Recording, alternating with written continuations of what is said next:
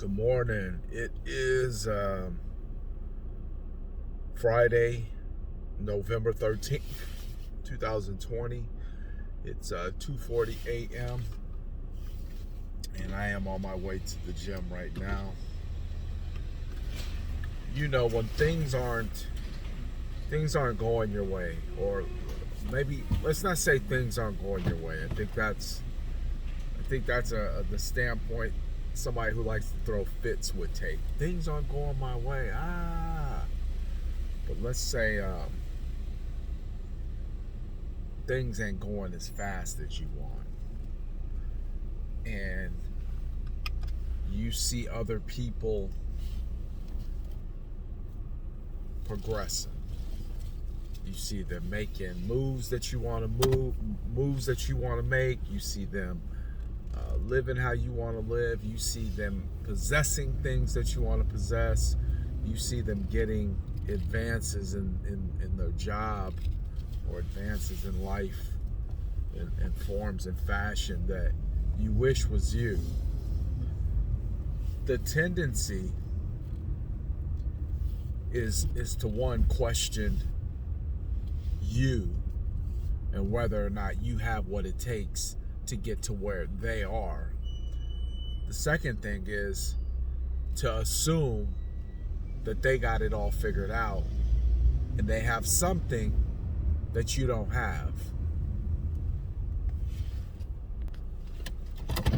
And even I will have moments where I will look at something that somebody else is doing, or a point in life that somebody else is at, will trigger me.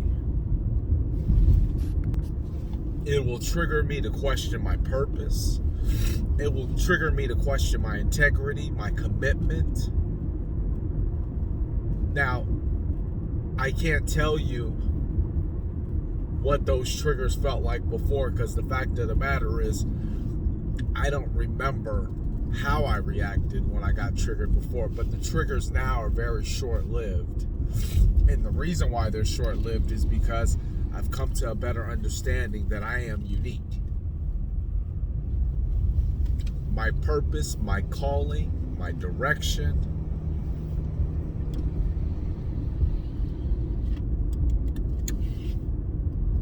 will not look like everyone else's. So for the brief second that I allow myself to go into that trigger point of wishing or wondering or questioning myself on why I'm not that person or why I'm not there, I have to step back and say I was created very uniquely. I need to trust in God that He will deliver me to my purpose.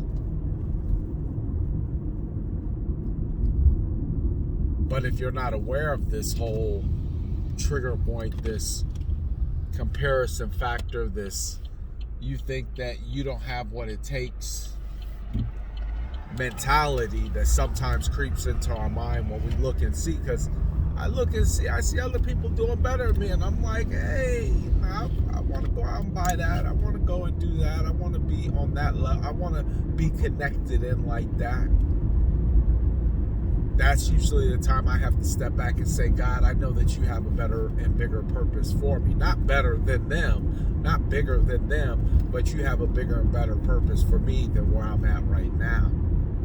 This isn't about competition. See, even a lot of the races that I've been involved with, the events that I've been involved with, they're competitions against yourself. Yeah, you could be going for a top position where there's only one spot at the top, but at the end of the day, you're not competing with somebody else. It's 100% about you and what you can do.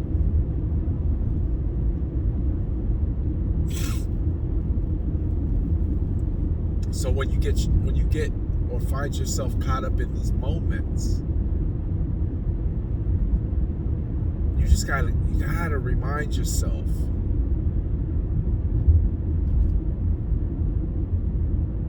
as unique as my fingerprints are. Meaning on this planet, you won't find another comparable set. That's how unique God has made you. I mean, the one thing that they can trace back to you, if you ever touched anything that was involved with something, and they need to find out who did it, out of 1 trillion people, they can find out who it was simply by looking at the unique patterns on their fingertips. If God thought enough to give you a unique fingerprint pattern, you have to trust. And the reason I say you have to is because if you try to run the race like somebody else is running it, you're running a blessing or a purpose that wasn't given to you. So you have to understand your uniqueness is tied directly to the purpose that you have on this planet. And that is what I strive to connect with every single day, is my purpose. And so that's why I stay in those moments for very brief periods of time.